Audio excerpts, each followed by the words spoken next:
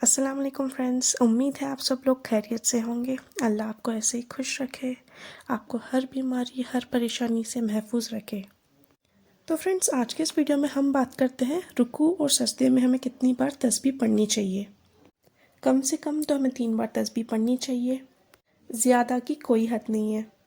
सही बुखारी सही मुस्लिम की हदीस है, आप सल्लल्लाहु अलैहि वसल्लम ने जब रुकू किया तो सुबहान रब्बियल अज़ीम से शुरू किया और कहते गए इतना लंबा रुकू किया, और जब आप सल्लल्लाहु अलैहि वसल्लम ने सजदा किया तो हमारे सहाबी फरमाते हैं फ़जअल यक़ूलु सुबहान रब्बियल आला, और हमारे हुजूर ने इतना लंबा सजदा किया, सुबहान रब्बियल आला बोलते गए और इतना लंबा सजदा किया तो हमारे नबी ने सैकड़ों दफ़ा पढ़ा होगा सुबहान रब्बियल आला।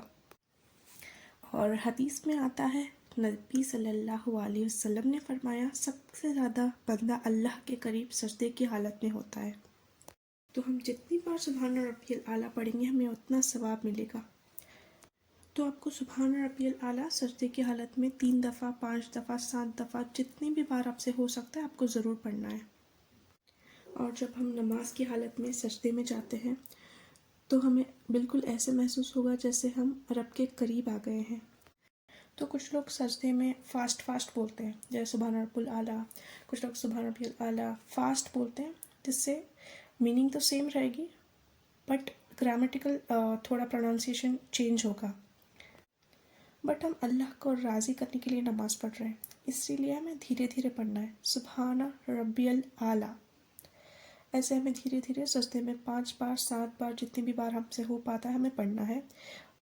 तो हमें क्या करना है, जब हम सजदे में होते हैं तो सबसे पहले हमारा माथा उठाना है सजदे से, उसके बाद नाक, उसके बाद हाथ उठाना है और सीधे खड़े हो जाना है।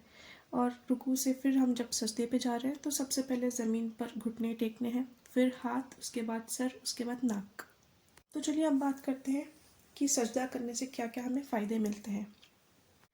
पहले जो लंबा सजदा करता है उसका नूर बढ़ जाता है, और ऐसा नहीं है कि नूरानी चेहरे के लिए हमें सजदा करना है, हमें अल्लाह को राज़ी करने के लिए सजदा करना है। जितना लंबा सजदा होगा अल्लाह से उतना राज़ी हो जाएंगे। और दूसरा फ़ायदा ये है, साइंस के मुताबिक भी कहा गया है जो लंबा सजदा करेगा वो कभी दिमाग का मरीज़ नहीं बनेगा, मतलब कभी वो पागल नहीं होगा, उसकी आंखें ख़राब नहीं होगी, कान स्ट्रॉन्ग हो जाएंगे, और जिसको भी किसी को नाक के रिलेटेड कुछ मसले हैं तो वो भी हल हो जाएंगे। सजदे की हालत में हमारा सर भी ज़मीन पर है और हाथ भी ज़मीन पर है। यहाँ पर अगर आप गौर करेंगे तो हमारा सर नीचे की तरफ है और दिल ऊपर है, तो ब्लड का सारा फ्लो हमारे सर की तरफ जाता है।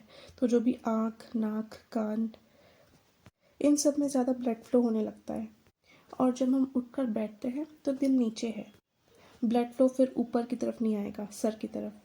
तो इसी वजह से जब हम सजदे की हालत में होते हैं हमारा सर नीचे है, ब्लड पूरा ताज़ा ब्लड फ्लो हमारे हेड, ईयर्स, आइज़ की तरफ आ रहा है, तो हमारा ब्रेन भी शार्प होता है एंड हमारा फेस भी ग्लो करने लगता है, चेहरा नूरानी हो जाता है।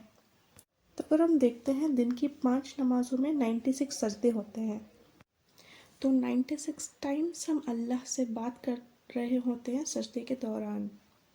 और सजदे की हालत में रब बंदे के साथ हम कलाम हो रहे होते हैं, और जैसे ही नमाज हो जाती है ऐसे हो जाता है जैसे हमारी कॉल अल्लाह के साथ कट हो गई है। तो इस वीडियो में हमने सजदे के बारे में टॉपिक कवर की है। उम्मीद है आप लोगों को ये पसंद आई होगी। इस चैनल को लाइक सब्सक्राइब करें